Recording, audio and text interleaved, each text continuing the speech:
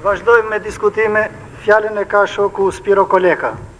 Të përgatitet shoqja Qania Gjindole. Fjala e shokut e Enver në këtë mbledhje është një analizë e thellë shkencore marksiste leniniste e fitoreve e të përvojës së partisë e të popullit tonë, të bashkuar në frontin demokratik të udhëhequr nga partia, në forcimin e diktaturës së proletariatit, në ndërtimin socialist të vendit dhe në fuqizimin e aftësisë mbrojtëse të atëdhëut. Në këtë fjalë të rëndësishme, në të cilën u bëhet një zbërthim i gjithanshëm problemeve e gjendjes së brendshme e të jashtme, spikasin sikurdo e lartpamësia dhe kudzimi parimor i partisë sonë, e cila ka udhëhequr e do të udhëheqë popullin tonë me siguri të plotë përmes dallgësh e stërish, duke e thënë gjithmonë hapur e pa drojtë fjalën e saj të drejtë për të gjitha çështjet e duke treguar perspektivat e shkëlqyera që qëndrojnë para popullit e revolucionit. Fjala e shokut e Enver shpreh edhe një herë ndjenjat e vendosmërisë revolucionare të popullit tonë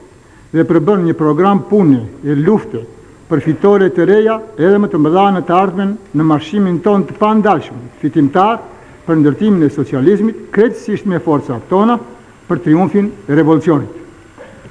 Pajtojmë plotësisht me fjalën e shokut e Enver dhe me thirrjen e Këshillit të Përgjithshëm të Frontit Demokratik që shqyrtojmë zgjedhjet për në organin më të lartë të pushtetit popullor, duke filluar që nga ato për Kongresin Historik të përmetit e për Asamblenë Kushtetuese deri më sot, kanë qenë shprehje e demokracisë socialiste dhe ngjarje të shënuara në historinë e Shqipërisë së re, pse ato janë zhvilluar në momente historike dhe kanë forcuar gjithmonë e më shumë diktaturën e proletariatit, unitetin e popullit rreth partisë dhe aftësinë mbrojtëse të vendit. Shqipëria, dikur vendi më i prapambetur në Evropë, gjatë 34 vjetë e pushteti popullor, në udhëheqjen e urtë e lartpamëse të partisë, në shokun e Enver në krye, në një kohë historikisht të shkurtër, ka arritur përparime të magnitshme të gjitha fushat ideologjike, politike, ekonomike dhe ushtarake, që nuk mund të krahasohen kurrësesi me të kaluarën e zezë të mjeruar, përparime që janë nxitje për ne,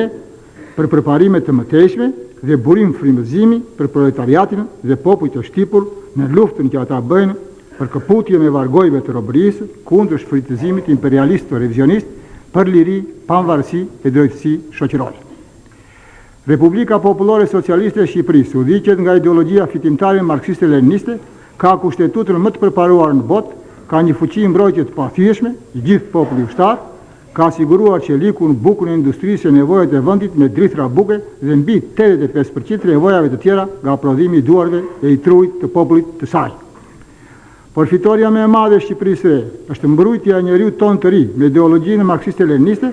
me qartësi ideologjike e me pjekuri politike, me veti të larta morale, me vendosmëri shëmbëllore për të mbrojtur fitoret e arritura e për të ecur gjithmonë përpara në rrugën e revolucionit, veti të kalitura në kudrën e luftës klasore e të praktikës revolucionare.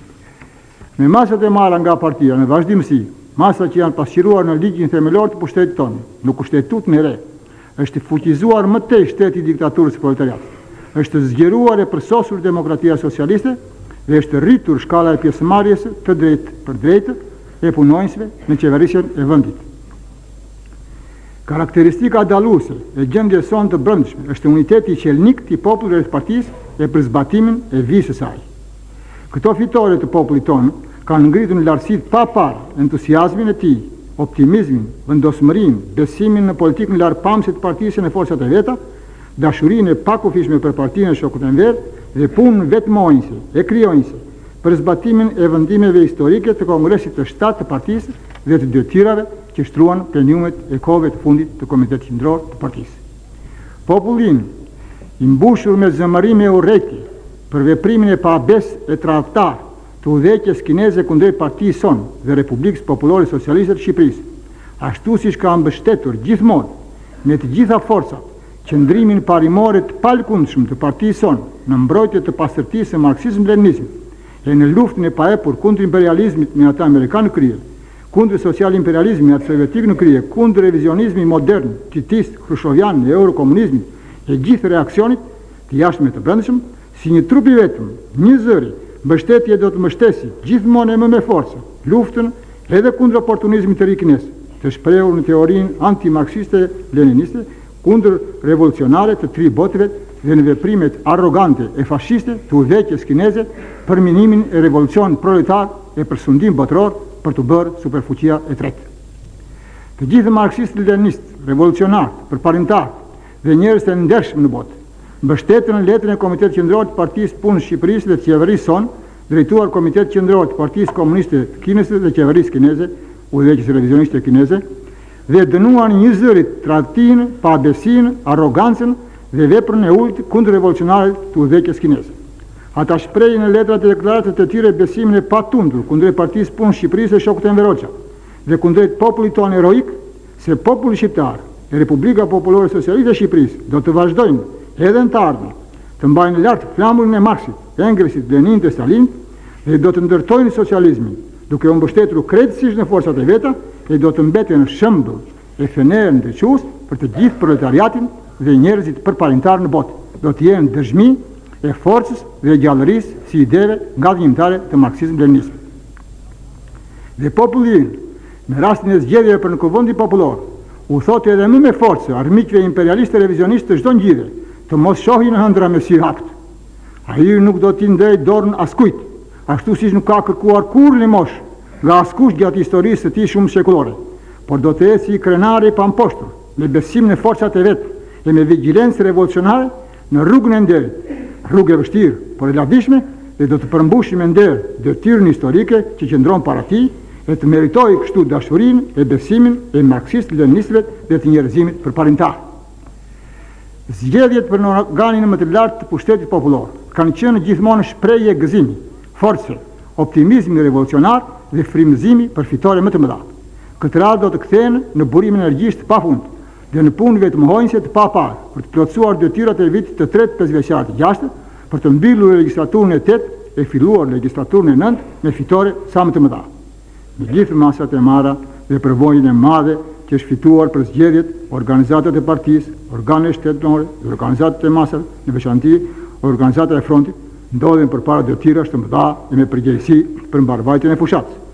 Vëmendja të përqendrohet në radhë parë në thellimin e vazhdueshëm të punës politike për zbatimin e direktivave të Kongresit të Shtatë të partisë në luftë kundër ndikimeve e shfaqjeve të huaja dhe qëndrimeve liberale ndaj tyre,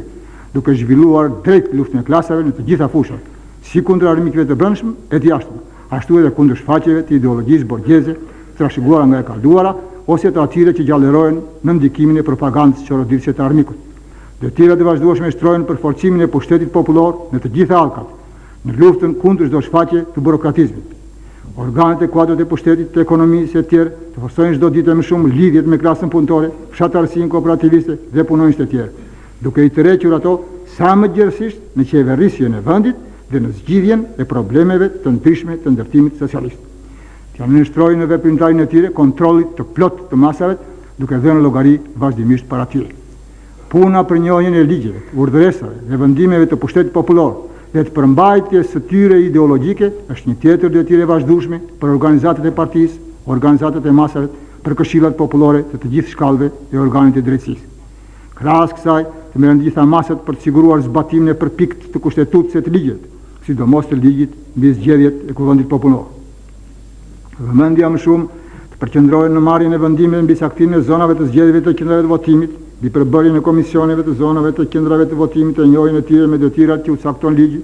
me regjistrimin e zgjedhësve, në organizimin sa më të mirë të mbledhjeve të popullit për shpalljen e miratimin e kandidaturave, në takimin e kandidatëve me zgjedhësit, në zgjidhjen e problemeve që do të ngrënë zgjedhësit gjatë takimeve e tjera. E gjithë kjo punë politike të synoje të shërbej për gjallërimin më të madh të emulacionit socialiste të garave për plotësimin e tejkalimit me çdo kusht të planit 10 mujor e vjetor nga të gjithë ndërmarrjet ekonomike, në kohë, në sasi, cilësi, lloj, zëra e të gjithë trekusit ekonomiko-financiar, dhe për plotësimin sa më të mirë të detyrave të stinës në bujqësi, për të mbyllur vitin e tretë pesëvjeçar dhe për të hapur legjislaturën e 9 me detyra e zotime të plotësuara dhe të fillojë më mbar planin e vitit të 4 të pesëvjeçar të jashtëm. Me lejonën e thellë dhe krenarinë e ligjshme që do të ngjallin në vendin tonë fjala e porositë të shokut Enver dhe thirrja në këtë mbledhje dhe thirrja e Këshillit të Përgjithshëm të Frontit Demokratik të Shqipërisë,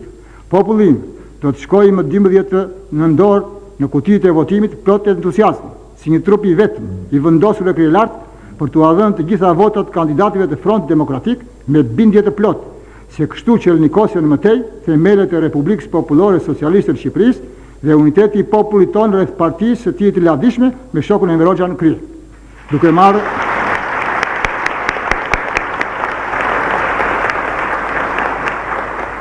Duke marrë pjesë 100% në votime dhe duke votuar 100% për kandidatë e Frontit Demokratik, populli shqiptar do të tregojë edhe një herë se sa të shtrenjtë për të janë pushteti popullor e socializmit, për të cilat ai nuk kursen as djersën e as mundin dhe as jetën, po ta lipi nevoja. Votat për frontin do të jenë plumba për armit, ato do të jenë beton arme për themelet e kalas socialiste që po ndërtojmë. Bazë pa mposhtur për forcimin e mëtejshëm të diktaturës së proletariatit të aftësisë mbrojtëse të vendit, për zhvillimin e demokracisë socialiste dhe për lulëzimin e forcimin e atë dheu ton socialist.